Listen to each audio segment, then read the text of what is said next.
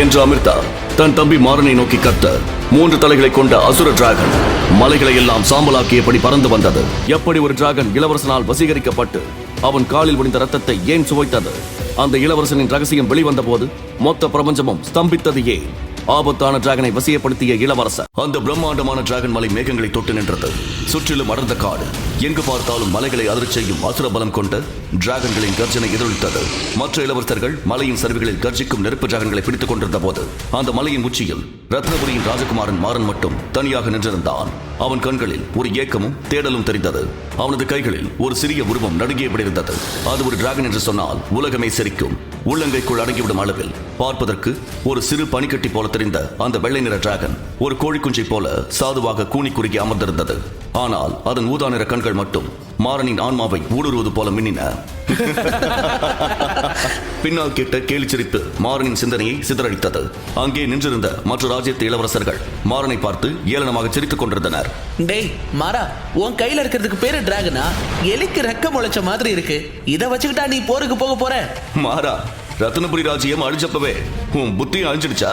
எல்லாரும் நெருப்பு டிராகனையும் புயல் டிராகனையும் தேடி வந்தா நீ என்னடானா ஒரு பள்ளியை தூக்கிட்டு நிக்கிற? அட, நம்ம இளவரசரை ரொம்ப கலாய்க்காதீங்கப்பா. நோஞ்சான் இளவரசனுக்கு ஏத்த நோஞ்சான் டிராகன் தான் கிடைச்சிருக்கு. சரியான ஜோடி என்று அங்கு வந்திருந்த இளவரசர்கள் கைத்தட்டி சிரிக்க மாறன் எதுவும் பேசாமல் தலைகுனிந்து நின்றான். ஆனால் அவனது இதயம் சுக்குநூறாக உடைந்தது. அவன் நினைவுக்குள் ஒரு வருடம் பின்னோக்கி பாய்ந்தன. ஒரு வருடத்திற்கு முன்வரை ரத்னபுரி சாம்ராஜ்யம் ஒரு சொர்க்க பூமியாக இருந்தது.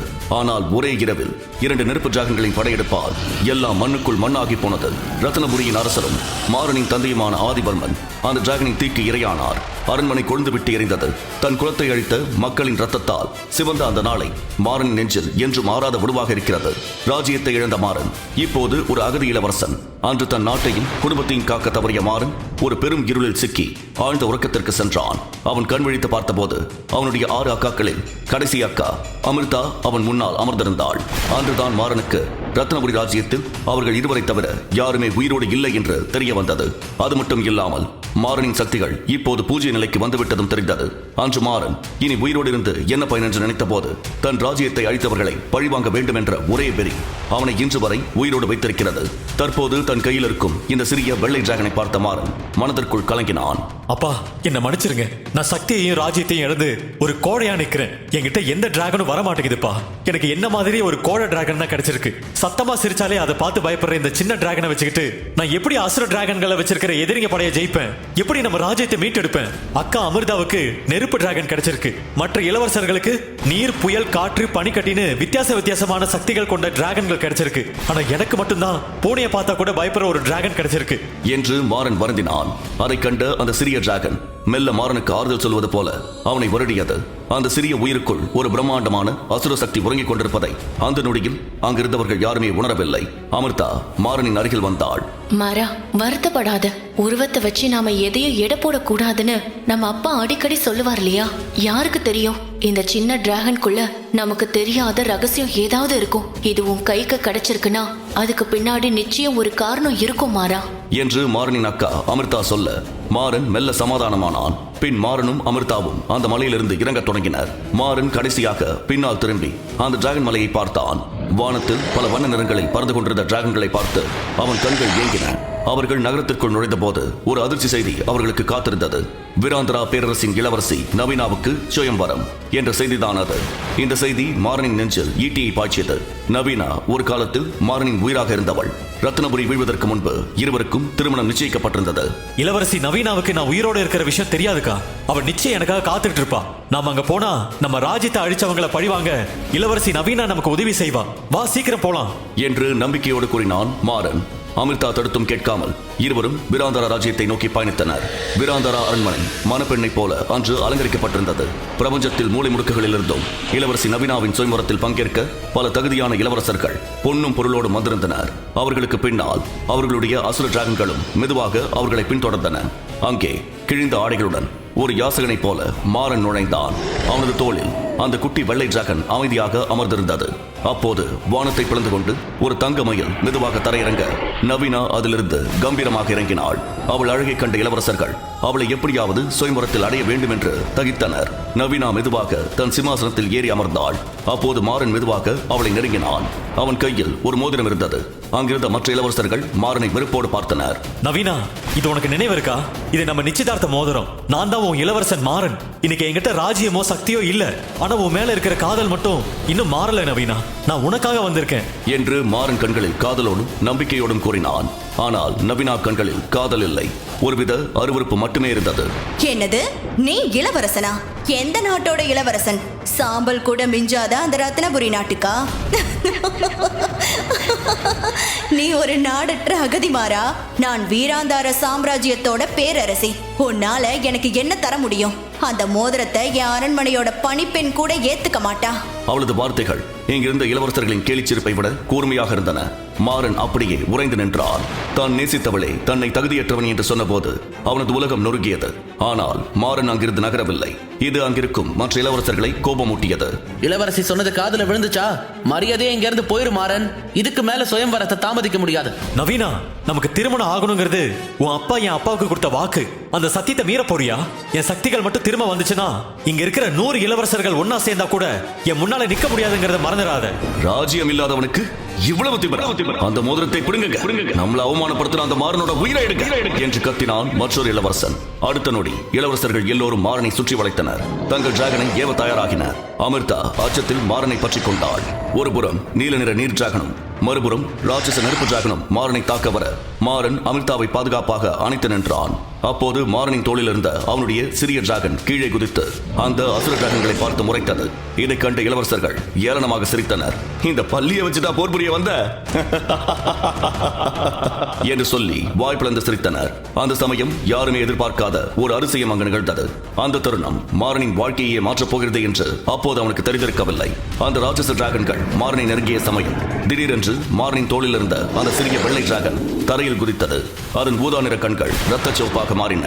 அடுத்த நொடி ஒரு பிரம்மாண்டமான வெண்ணிற ஒளி மண்டபத்தை சூழ்ந்தது. பெரும் கர்ஜனையுடன் அந்த சிறிய டிராகன் அசுர வளர்ச்சி அடைந்து அந்த மண்டபமே அரண்டு போகும் அளவிற்கு கர்ஜித்தது. அந்த குட்டி டிராகன் வெறும் ராட்சச டிராகன் கிடையாது.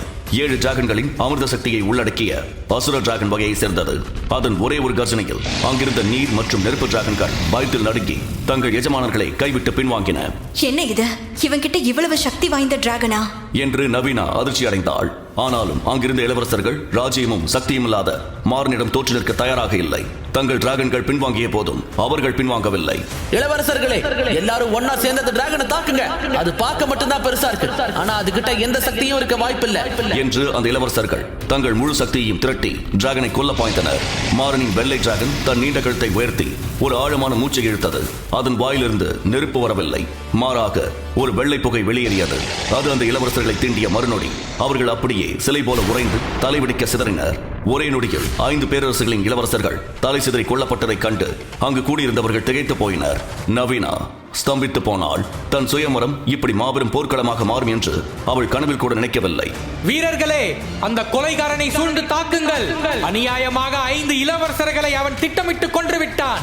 அவன் டிராகனையும் கொல்லுங்கள், யாரையும் உயிரோடு விடாதீர்கள் என்று ஒரு வீரன் கர்ஜிக்க நூற்றுக்கணக்கான வீரர்கள் ஈட்டிகளுடன் மாறனை சூழ்ந்தனர்.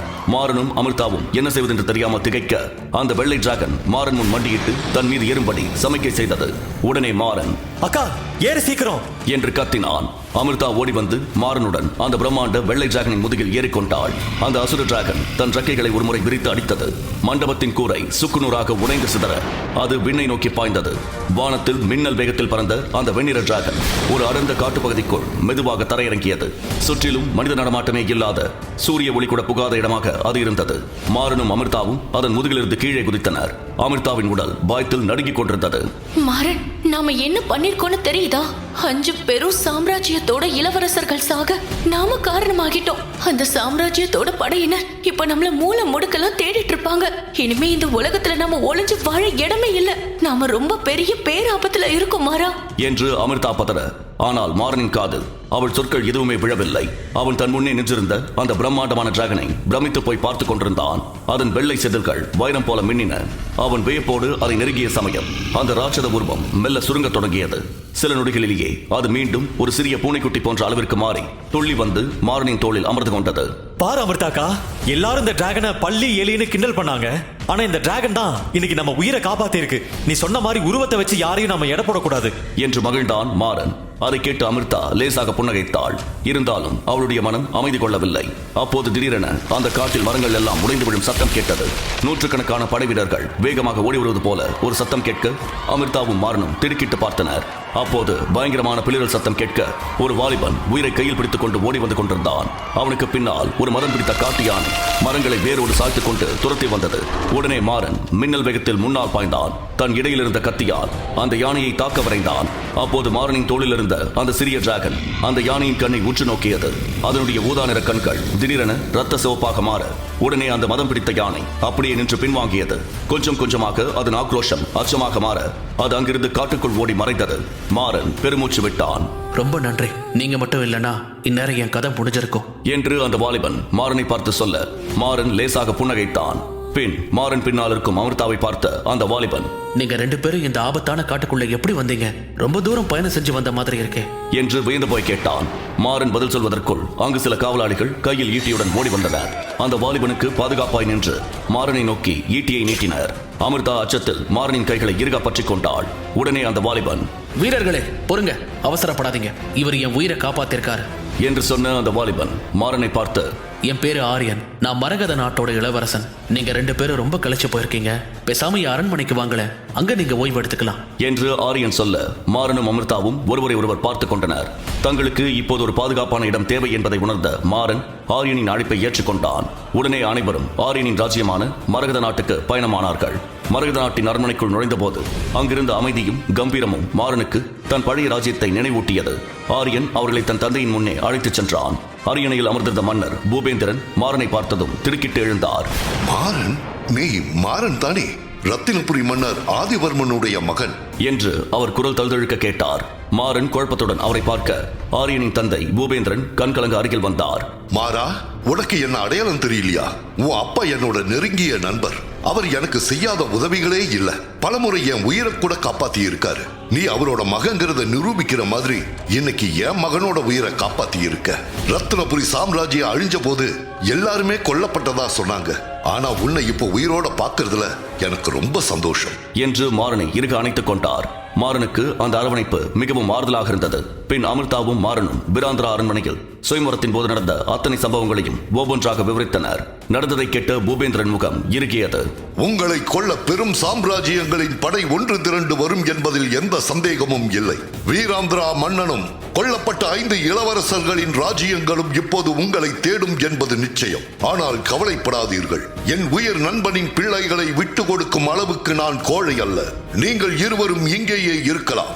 என் உயிர் உள்ளவரை உங்களுக்கு நான் தஞ்சமளிப்பேன். உங்கள் ராஜ்யத்தை மீட்டெடுக்க நான் உறுதுணையாக இருப்பேன் என்று உறுதியளித்தார். மாறன் நன்றியுடன் அவரை வணங்கினான். நீண்ட நாட்களுக்கு பிறகு ஒரு பாதுகாப்பான இடம் அவர்களுக்கு கிடைத்ததை எண்ணி அமிர்தா மகிழ்ந்தாள். நாட்கள் உருண்டோடின.